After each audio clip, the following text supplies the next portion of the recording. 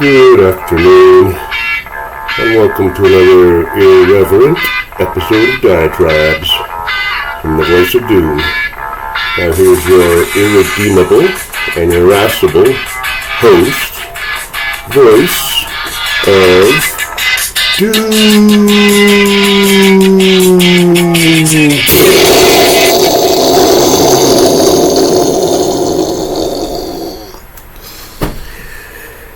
Hello. I think I'm starting to finally get the bumper music timed the way I want. It's not easy when you gotta do everything.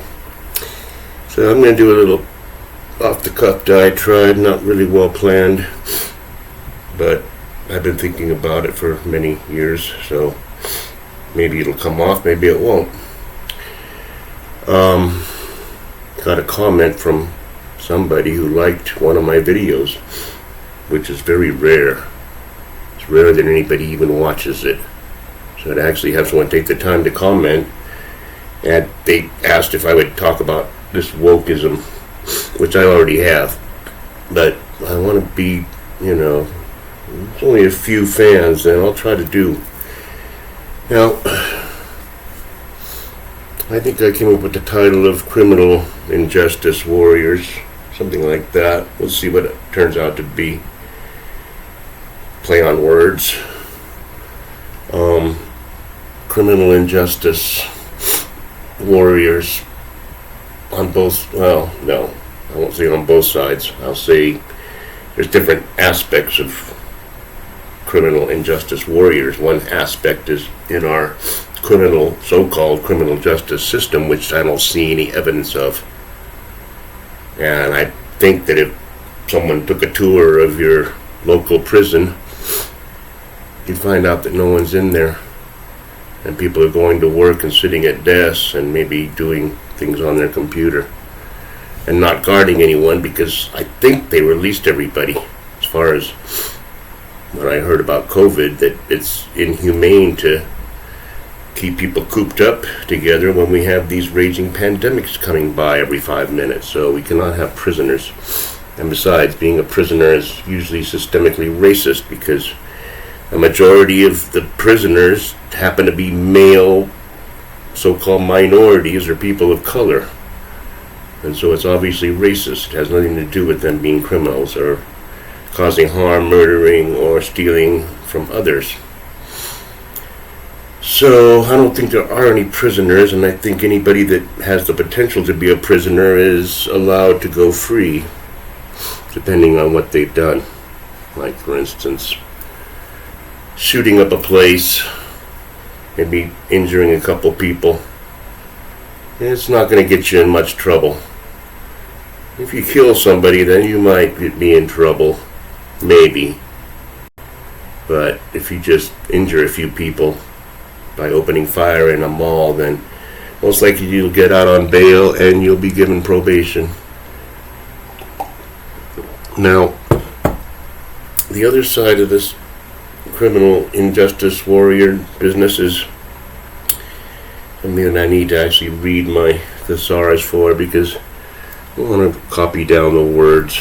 But like I said, I've been I've been watching Odin's Men, which, if you have the stomach for it, if you have the fortitude, intestinal fortitude to watch one of his episodes all the way through, I've become addicted, and even though I find it repulsive, it's like watching car accidents.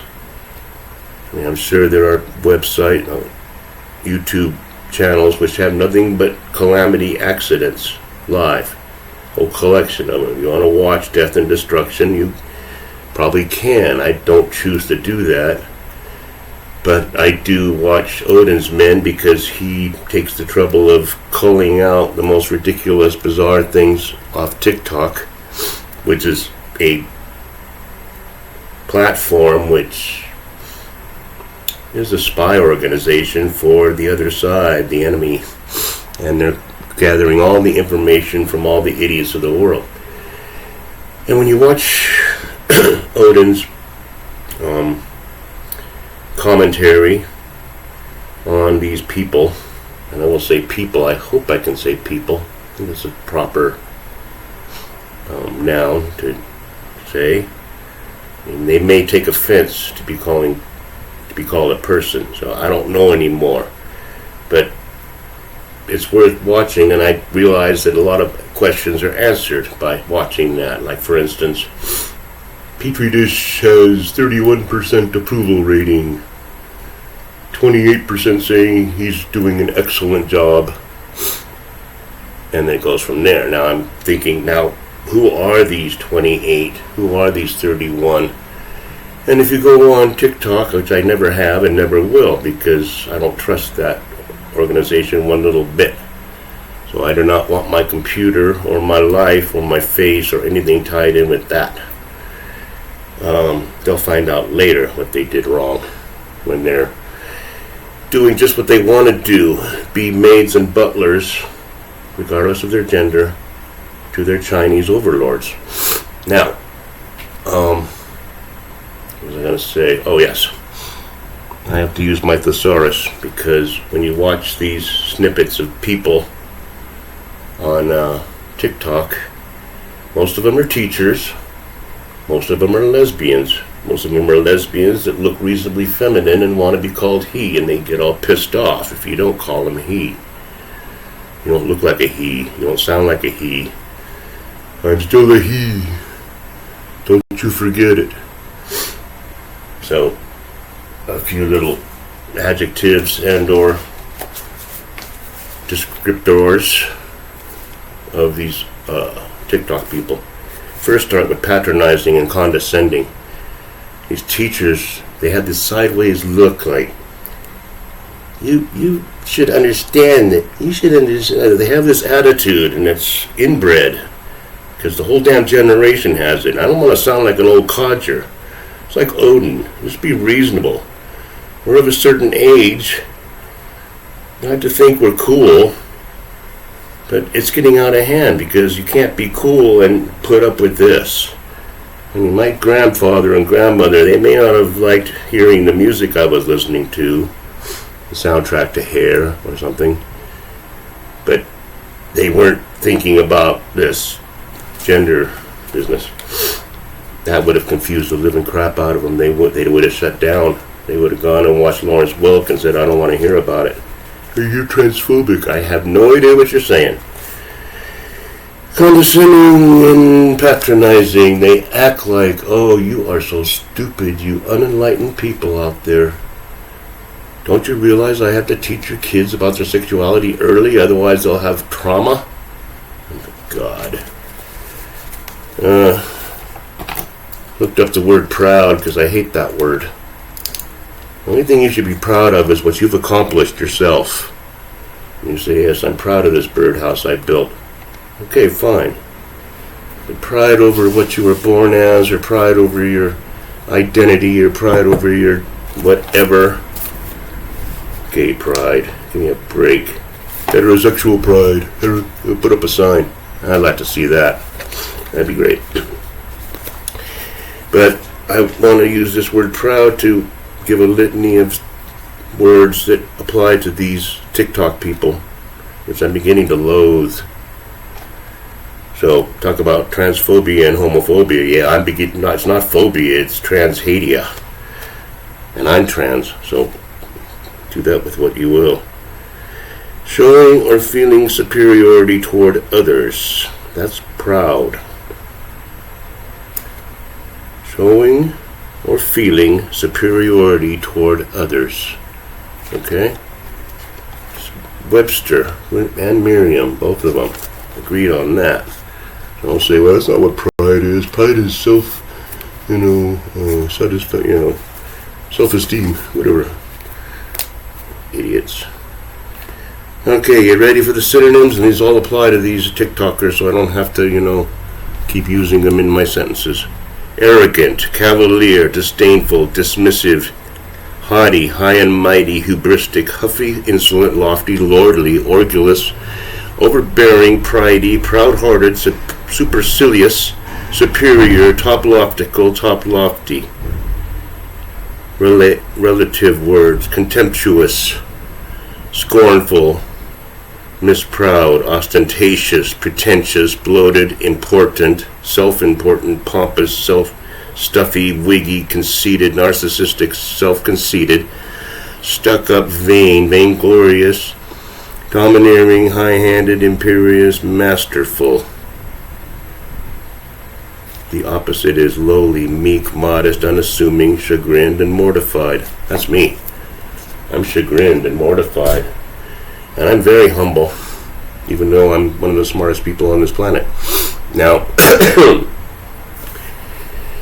you see these people, I'll tell you about when I went to first grade, let's just say. Let's not talk about kindergarten. It's absurd on its face, even though that's what they want to do. It's Brave New World. They read that too many times in their education classes and decided that kids had to be sexualized early. Sex is not a big deal.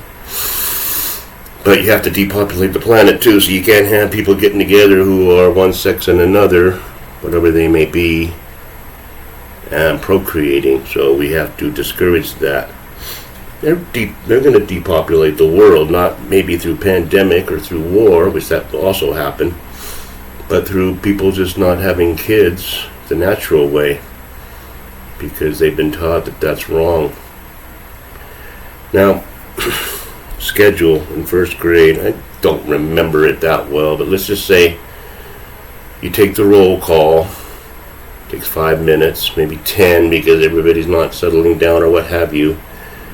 And you do the Pledge of Allegiance, and different people hold the flag. I told you all about some of this. Then you sit down and you pull out one of your books and you get into reading circles, or you get into reciting the alphabet.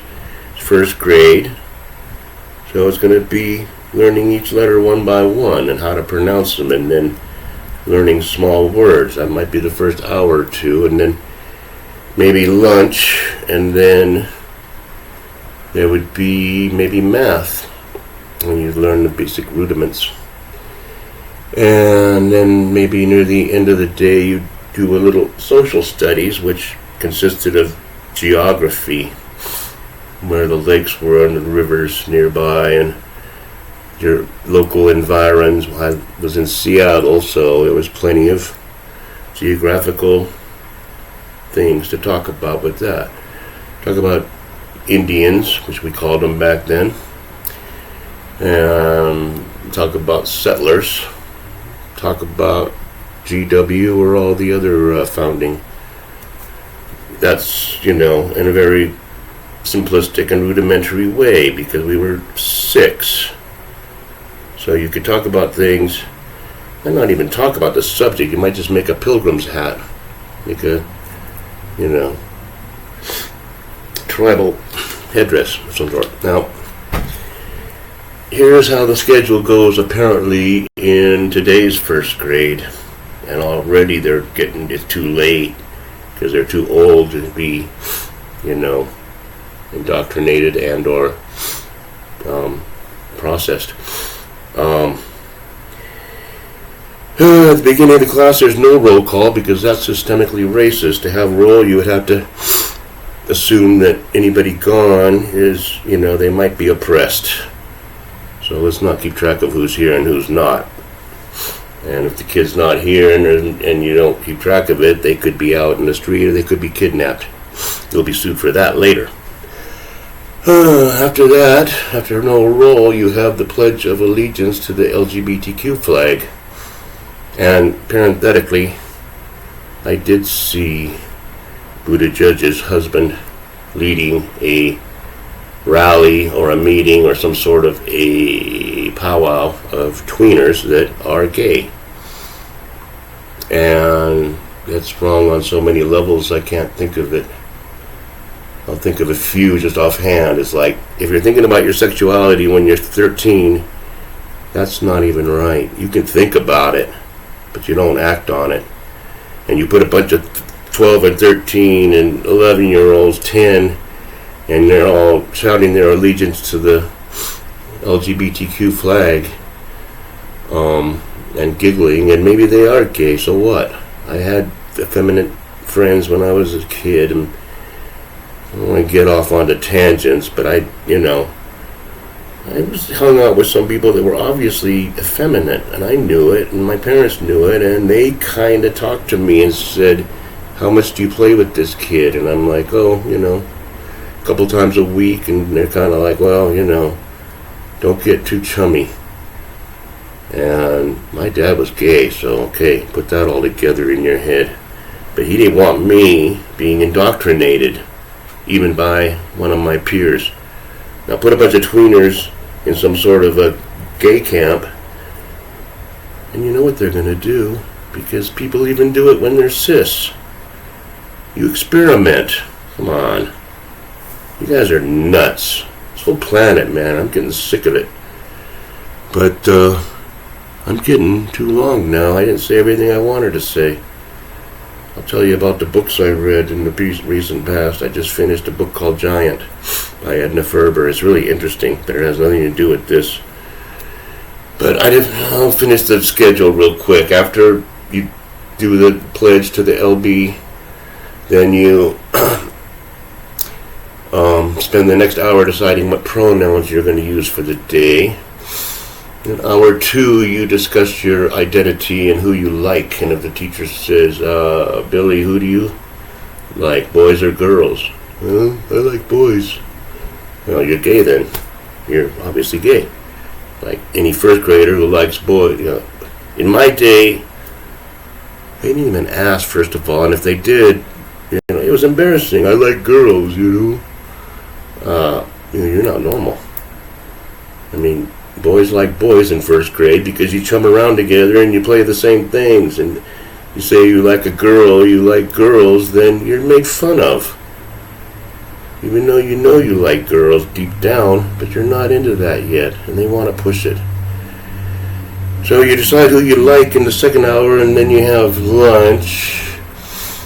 And I don't know what kind of lunches they have. They have another thing called fatism now.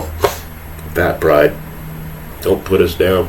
People are going to get sued pretty soon for not going out on a second date with someone. Like, well, I like you, but you're just not physically my cup of tea. Well, I'm suing you.